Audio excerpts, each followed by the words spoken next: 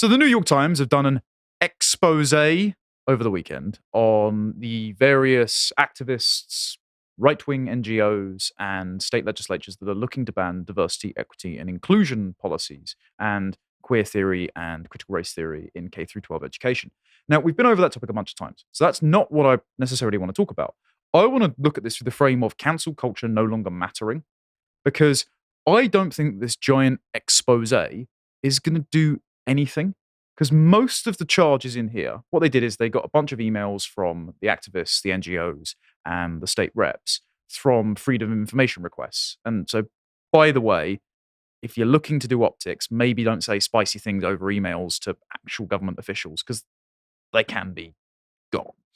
But other than that, it's just we're upset that non-progressives are doing non-progressive things. Sorry to interrupt the video, but I thought I'd announce that we have a new line of merch. This is our aesthetics collection. So I was thinking that in the face of AI art debasing the very concept of art, actually we'd do something quite positive. So we commissioned a series of paintings that were actually really beautiful and could be something that we could present outside of politics. So for example, we have this magnificent painting of a ship weathering a storm, which I thought was just really nice. And we have, of course, a glorious, sort of surrealist, giant white tiger drinking from a lake. But also there are other things that are just kind of interesting, such as the chap lost in cyberspace, or something that I thought might, in time for Christmas, make a great present to your mum or something like that, a beautiful cat lounging on some clouds. Basically, we wanted to do some stuff that wasn't just political, so things that were just nice and beautiful and interesting, because that's also a part of the world we want to curate. So you can go over to shop.lotuses.com. Buying the merch is a really great way of supporting us and means that we can live past demonetization. And I'm sure they make great gifts for the folks as well. And so I just want to find it interesting that the camps have ossified to such an extent at this point. We've got the parallel institutions, and they're both just vying to convince whichever states seem most likely to cotton onto their ideas to enact their policies. And so this sort of screeching just doesn't land, which is actually quite a good development, I think. But anyway, I'm going to read a little bit from it. So this mainly focuses on the Claremont and Manhattan Institutes with figures like Chris Rufo. And they say, long before Claudine Gay resigned as Harvard's president this month under intense criticism of her academic record and congressional testimony about campus anti-Semitism, conservative academics and politicians began making the case that the decades-long drive to increase racial diversity in American universities had corrupted higher education, gathering strength from a backlash against BLM and fueled by criticism that doctrines such as critical race theory had made colleges engines of progressive indoctrination, which is true. The eradication of DEI programs has become both a cause and a message, suffusing the American right. In 2023, more than 20 states had considered or approved new laws taking aim at DEI. And they say, even though DEI remains popular.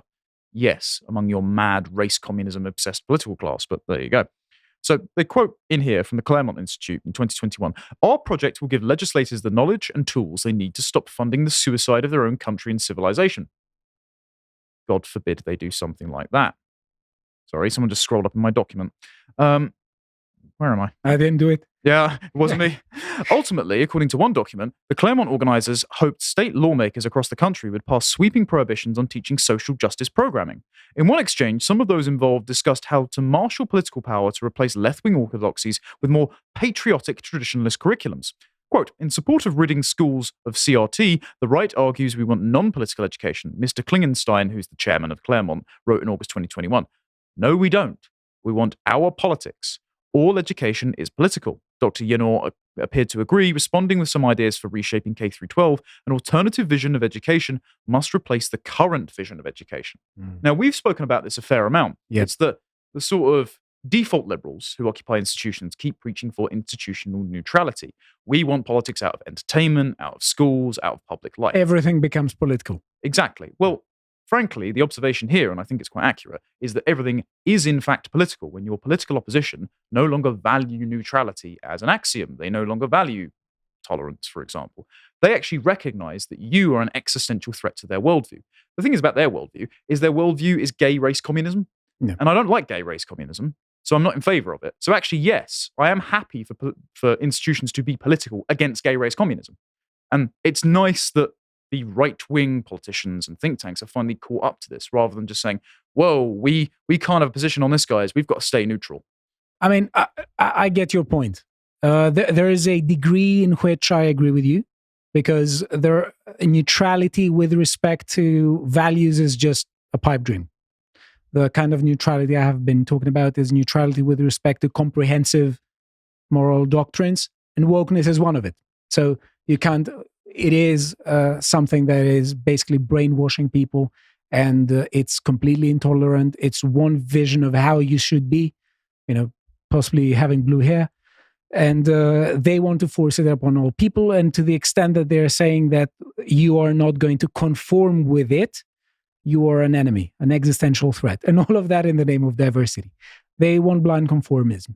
So when you are in situations where you are against these people, you have to react. And reacting does mean that you try to educate people into being a bit more patriotic, a bit more traditional. I'm all for this. But it seems to me that it is important to not essentially be the opposite side of the same coin. But in what sense, though? Because I hear this a lot. Yeah. But what do people actually mean by that? Because if we're just telling the truth and they don't believe there's any truth but power, then... I mean, you have to guard yourself against people who say this. But the point is, speaking of education, if you want to say that I don't want those who educate children and the younger generation to become, in a sense, blind conformists, the cure is not to say that they are going to become blind conformists with respect to something else. So, for instance, as far as I'm concerned, what is really appalling with wokeness is the kind of malicious effort to enter into the soul of young children, especially. They do this to everyone, but especially in children when it comes to education. Because they're defenseless. Yes, because they're defenseless, and also they don't have the means to critically understand what is going on. And also they don't reproduce, so they have to recruit. Yeah, so for me, guidance is important. Every society has, up until now, has tried to educate their young generations to be a bit patriotic and have traditional values. I don't think, though, that giving focus on some critical education is bad. But that is the issue with wokeness. It's not critical education. Well, wokeness is essentially, if you don't embrace the agenda that we are teaching you, who are the authorities, you're an existential threat to us, and you're leading us into a situation where we have high risk of suicide. That's essentially blackmailing students and everyone else. And it's only instrumentally critical insofar as it says, these wholesome traditions, we're going to tear them down because we want gay race communism. So it's just critique of the existing order because they want to overthrow it. Right. Now, some of this in there, as I said, was a little bit spicy. But because I don't care about the approvals of people who fundamentally hate me, and it's just true things said in a blunt way, I'm just going to read it out and we're going to have a bit of fun with it, actually. So this is from Heather McDonald, who wrote the book When Race Trumps Merit. She, I believe, writes for City Journal. She's worked with Claremont before. And so she said, in an email exchange last May about a court case in India about same-sex marriage, Heather McDonald said it would be fun to see what liberals would say about Indians if the court conferred gay marriage rights, but Indians refused to go along. Quote, how will Western elites explain the benightedness of yet another group of people of color? In response, Dr. Yanor noted, not tons of Asian countries have same-sex marriage, but, quote, more wholesome policies like prison for gay people. Okay, that's true. Even if you're liberal, right?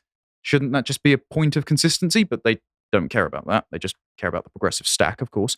Last spring, McDonald emailed some of the same people about news reports that a boyfriend of Peter Thiel had committed suicide after a confrontation with Mr. Thiel's husband. Calling the episode a scandal, she opined that gay men are, quote, much more prone to extramarital affairs on the empirical basis of testosterone unchecked by female modesty. Yes, famously non-promiscuous group of people, gay men. Again, just factually observable. And you guys celebrate this at Pride parades. So this is clearly just you trying to hope to appeal to the woolly liberal standards of what you think the anti-woke coalition still has and try and get their side to hoist them on your behalf. Point is, if they don't recognize you as a moral arbiter, That's not going to work anymore.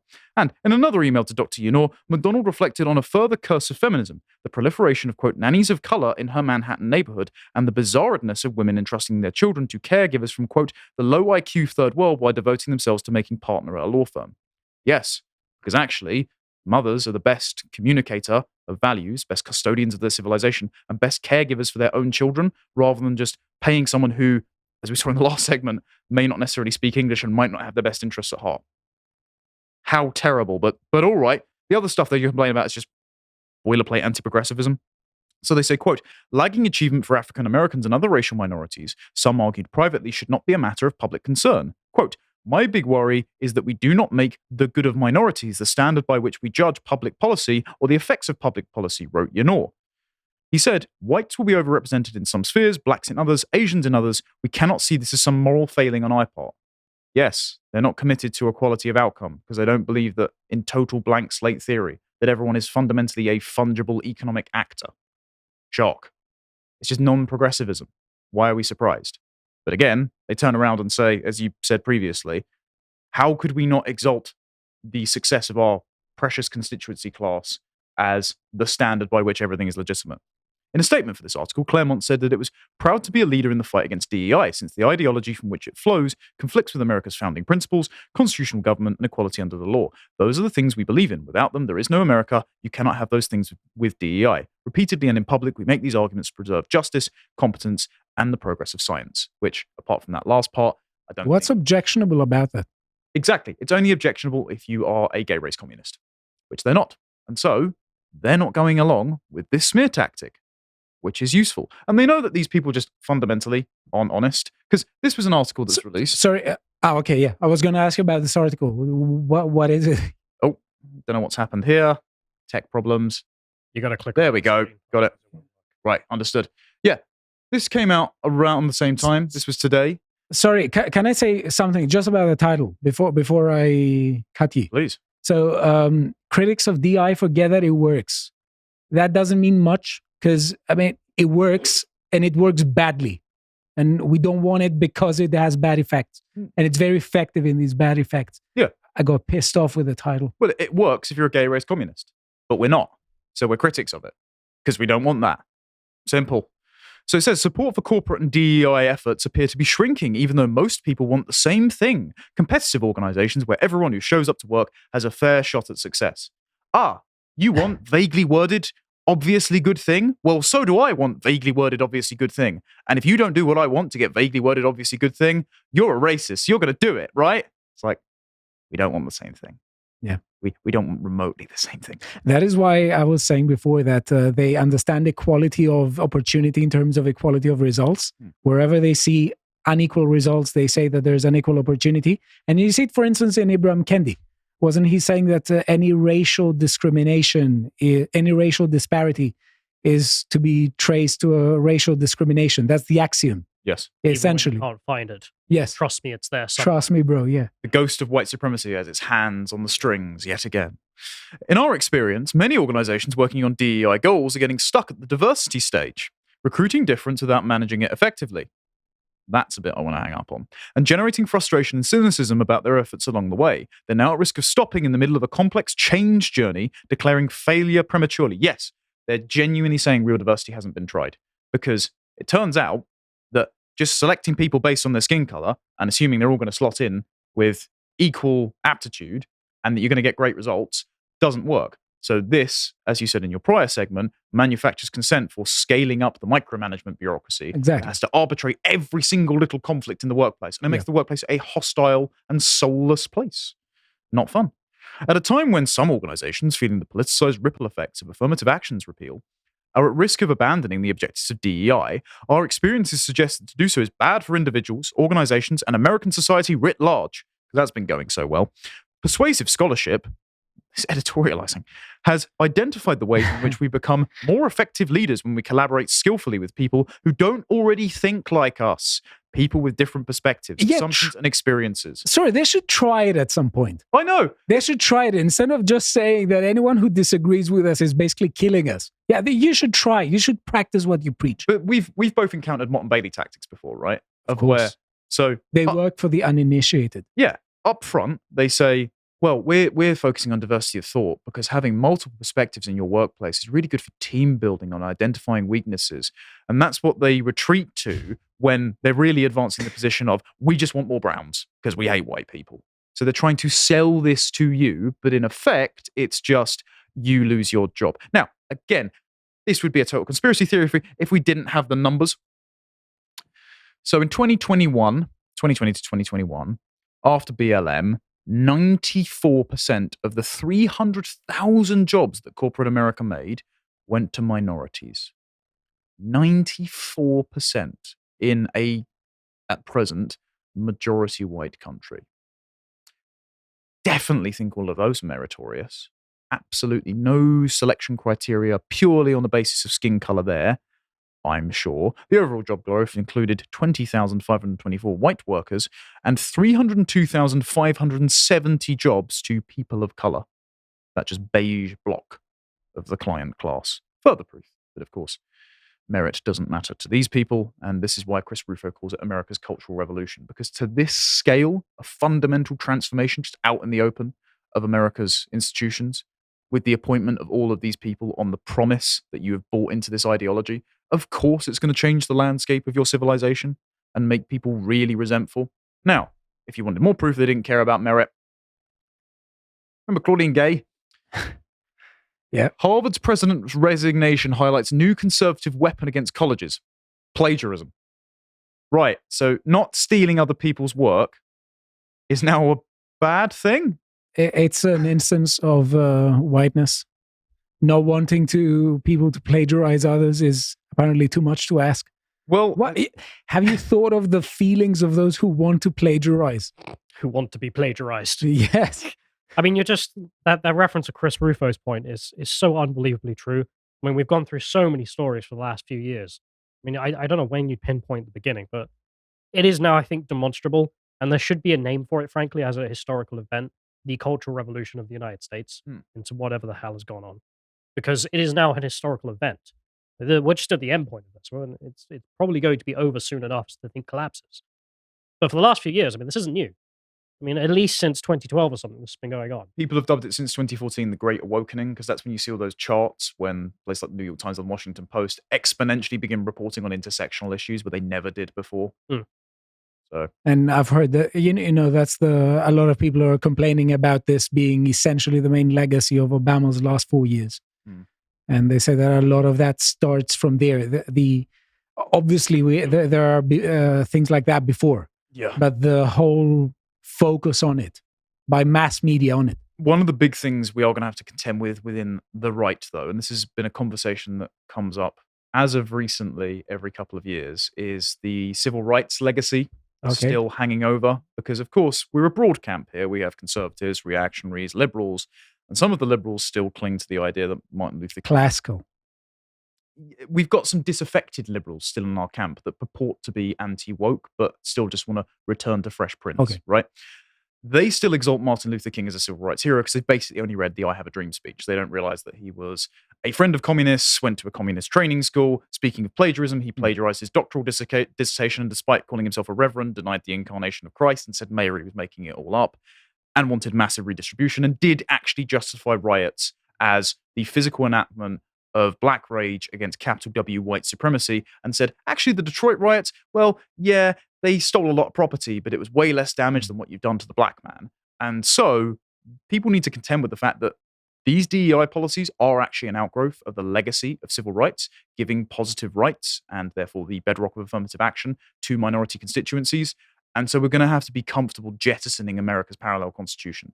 But some people haven't grappled with that yet. And I foresee that to be a big problem in the years to come. And the reason I mention that, and the reason I mention it under the rubric of cancel culture no longer matters, is because of this figure here. Are you familiar with a gentleman by the name of Richard Hanania? I've heard someone talking about him, but not. Okay, so Harry has his book at the moment in the office, which might have been where it's... That's where I heard it from. His book is The Origins of Woke. And Hanania is he calls himself conservative, but he also calls himself a Nietzschean liberal utilitarian. I have problems with him, okay? But sorry, I don't know the man, and if you want to say good things about him and there's ground for agreement or something, This screams to me. I want people to notice me and give me attention. Maybe a little bit. Nietzsche was no utilitarian, or it's not the dumbest thing he said, because it's been said in here. Okay. But the reason that he's become in Chris Rufo's orbit is because in Origins of Woke, he actually goes through the legal history of how the civil rights laws set up DEI. And so he makes a compelling argument about that.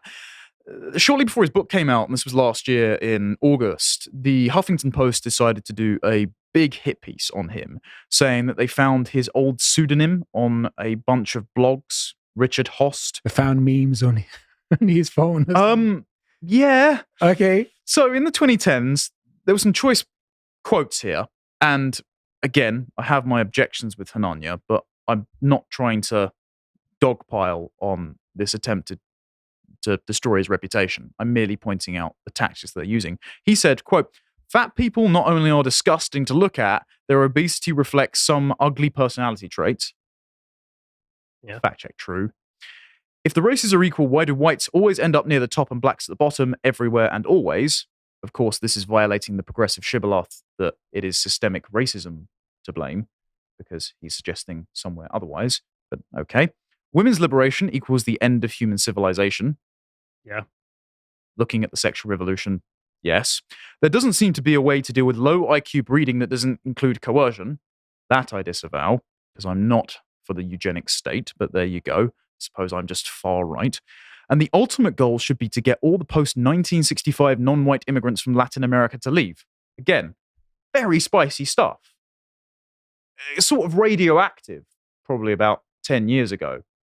The interesting part here isn't that New York Magazine and the like were complaining that he, in his subsequent Substack post where he said, "It's been revealed that over a decade ago I held beliefs that, as my current writing makes clear, I now find repulsive."